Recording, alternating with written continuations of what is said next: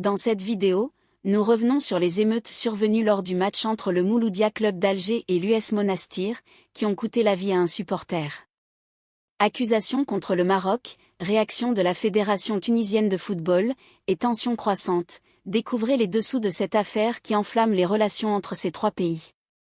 Médias et instances politiques en Algérie ont accusé le Maroc d'avoir fomenté les émeutes survenues lors d'un match entre le MC d'Alger et l'US Monastir, durant lequel un supporter est décédé.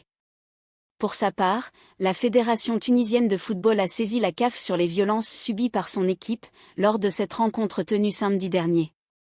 Médias et organisations politiques en Algérie se sont empressés d'accuser le Maroc d'être derrière les émeutes survenues samedi au stade Ali La Pointe d'Alger, durant le premier match entre le Mouloudia Club d'Alger et l'US Monastir de Tunisie, comptant pour les éliminatoires de la Ligue des champions d'Afrique.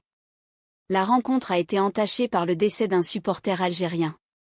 Sur les réseaux sociaux, des vidéos documentent les violences entre public et les forces de sécurité, ainsi que des actes de destruction des installations du stade. Proche du sérail algérien, le média Ekorouk a appelé à protéger les supporters du Mouloudia contre ce qu'il décrit comme un complot orchestré contre l'Algérie. Le journal, qui impute régulièrement au Maroc la responsabilité des incidents survenus dans son, a allégué que les événements n'étaient pas de la faute des supporters du Mouloudia. Citant des observateurs informés et objectifs, mais anonymes, la source estime que tous les indicateurs pointent clairement vers une tentative, ratée, d'exploiter la base historique importante de supporters du club pour porter atteinte à l'Algérie et ternir son image. Le journal va jusqu'à avancer que les réseaux de Rachad et leurs bras auraient été mobilisés pour faire diversion et détourner l'attention d'un scandale majeur au Maroc, où la jeunesse fuit vers la mort plutôt que d'y rester vivre. Et d'ajouter que le Mouloudia devrait désormais protéger à la fois ses supporters et sa réputation. Ces millions de supporters doivent rester vigilants, de manière à ne pas servir de prétexte pour nuire à l'image de l'Algérie, d'autant que le club est en lice pour un championnat africain, avance le média. Un parti islamiste allègue une responsabilité du Maroc. Se mêlant à la cabale médiatique, le parti islamiste Mouvement El Bina a qualifié les faits de « simples escarmouches et comportements dans un contexte sportif ».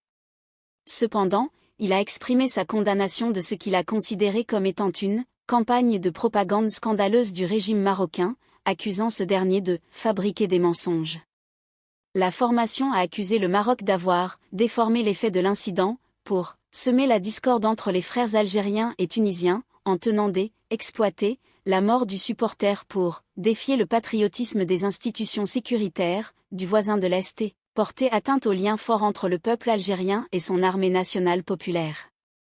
Et de conclure sur une tactique typique employée par le régime marocain afin de détourner l'attention de sa propre population des crises politiques, économiques et sociales du pays.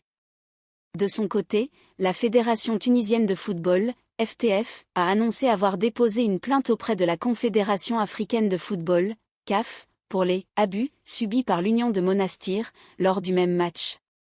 La plainte décrit les incidents violents qui ont eu lieu et détaille les attaques contre la délégation du club de Monastir avant, pendant et après le match, a indiqué la fédération dans un communiqué. Merci à tous d'avoir regardé cette vidéo, n'oubliez pas de vous abonner et de laisser un commentaire pour partager vos impressions.